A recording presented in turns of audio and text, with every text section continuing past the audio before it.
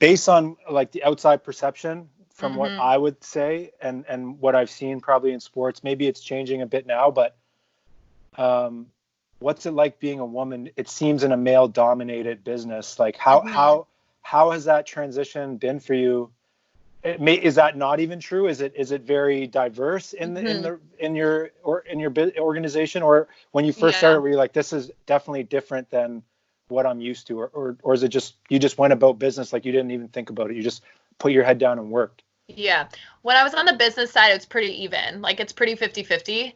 I would say when I look back now, like at the time, there was definitely imbalance when it came to like leadership, like higher leadership. It's a lot better now, like MLSE is really like there's a lot of female executives we have now and at impressive levels, like our CFO, our CMO, our head of HR, like they're all women. So there's at the leadership level now, it's definitely more balanced out. Once I moved from the business side to the basketball side, there's definitely a more of an imbalance. But I will say this: the NBA is like so ahead when it comes to these kind of issues, from Mm, racial equality to gender equality and all of those things. We're not all the way there. I don't want to act like there's not work to be done, but the NBA is really far ahead, and the Raptors are probably the furthest ahead of all of those. So we have like, I'm probably gonna get the number wrong, but we have like at least 11 women working on just the basketball side, and that's like pretty unheard of. We have a I female seem like coach. We that's have really high. women. Hmm? I said I feel like that'd be quite high Oh compared to yeah, it's the most highest other. for sure the highest. So we have a female coach. We have women in the medical department. We have women in player development like myself. We have women in operations. Like we literally have women in every department across the entire basketball side.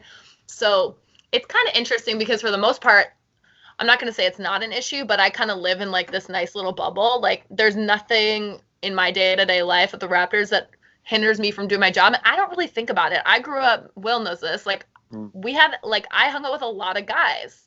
And we had mm-hmm. like a few girls and we hung out with all the guys and we played basketball with them and that was like what we did. So I'm comfortable in that environment. So I wouldn't say that it doesn't exist, but I'm super, super, super lucky to work for the Raptors. And we just have like Messiah just really believes in the diversity, like elevating you. Like you have Definitely. all of these different people from different backgrounds coming together. And like that's ultimately going to always lead to like a better product and better discussions and better results. You know what I For mean? sure. So I'm really lucky for sure. But I don't it's a little naive of me to say because I don't want to act like it's not a thing, but for me, it's not a big thing.